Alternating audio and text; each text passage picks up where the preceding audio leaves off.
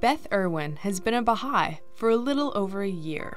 She first heard mention of the faith in her writers' group. One of the stories they were reading had a Muslim character, and some of the people in the group were making hostile comments about the character. I stood up in the writers' group and I said, "This is ridiculous." I said, "We're all citizens of the same planet. We're all praying to God in our own way. How can you be this way about another human being?" So when we were through, and I went on at great length, Sherry Cherniewski comes up to me and she goes, "Are you Muslim?" And I said, "No." And she goes, "Are you a Baha'i?" And I said, "What's a Baha'i?" Beth's curiosity was piqued. She began with reading a book by the faith's prophet, Baha'u'llah.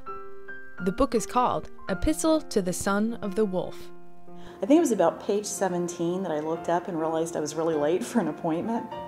And I was so hooked. I mean, it was the finest story going. I was totally into this. And then slowly, as I kept reading it, I started recognizing the voice. I said, this guy really sounds like Jesus in the Bible.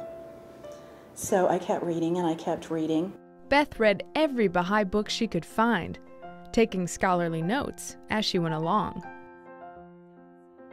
Beth says it felt like the entire community nurtured her into the faith. I was asking questions incessantly. I mean, there are people that are so sorry they ever gave me their phone number or their email because I would send them 10 questions a night. Husband and wife Edward and Gladys Larby were one of the main outlets for her many Baha'i-related questions.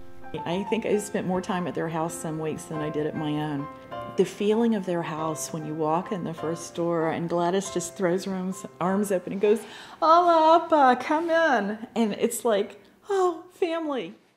Once every question she could imagine was given a satisfying answer, Beth declared her faith in Baha'u'llah and thus became a Baha'i.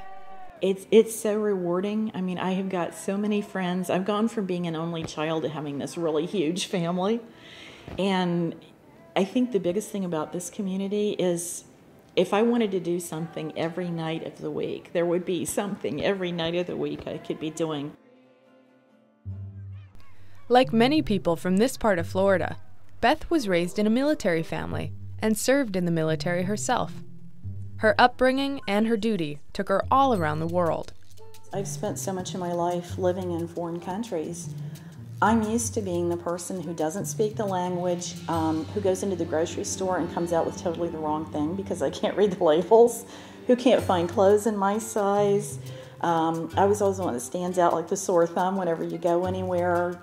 So it made me very conscious of how it feels, to have people come in from somewhere else. Upon joining the Baha'i faith, Beth immediately empathized with the large Persian Baha'i community in the area.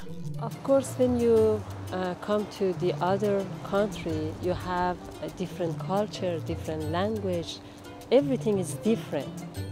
One day, Beth seized an opportunity to translate her empathy into service. I think I was just at one of the parties around here with one of the Persian ladies, and they were saying something about we'd like to teach and we'd like to do things in English, but we just don't know the language. We're not confident in it. And I said, "Well, I have English. Why don't we get together and try?"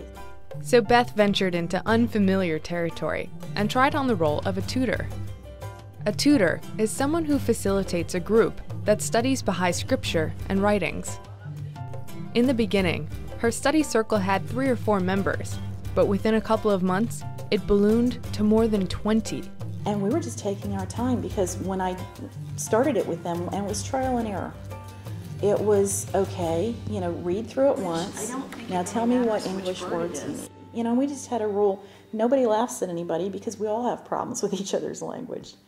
And we just worked on pronunciation and meaning at the end of each paragraph before we'd go on. Then we would go back and talk about the actual meaning to the faith. This allowed the study circle to move at a comfortable pace and addressed one of the core concerns of the Persian Bahais. All the time I was reading at home, but for pronunciation I was afraid if someone asked me, read this one, I was afraid of getting the wrong. Now I'm not perfect, but I'm fine now. By myself, I'm fine. I say, okay, thanks God, she helped us. I was in hog heaven because I'm sitting here, I'm the new Baha'i, and I have people who have lifetimes of experience around me. So I'm figuring, okay, they're swapping me all the knowledge, and I'm swapping them English, and I'm getting the better end of the deal because I have an entire room full of teachers. This new confidence in English is affecting the lives of the Persian Bahais outside of the study circle too. Afsaneh Bahai currently works and goes to school. Some of the students, what's the Baha'i? And then now I have more confidence to talk to them. I'm sort of opening a door for them that I didn't realize was shut until I got to know the community. This study circle has blossomed into more than just a once-a-week meeting. It's become an incubator for round-the-clock friendship, and it's steadily furthering the growth of the faith in this part of Florida. There's just times when you get moved where you're meant to be, and you're doing what you're supposed to be doing. It's kind of like surfing. I don't know if you're as much of an ocean baby as I am, but when you get in the water and the waves are just right, you kind of feel that drawback, and you start paddling for all you're worth, and then it just picks you up, and you're just sailing. That, especially as a Baha'i, that's what it feels like, that I've found my place, and I'm being put where I need to be.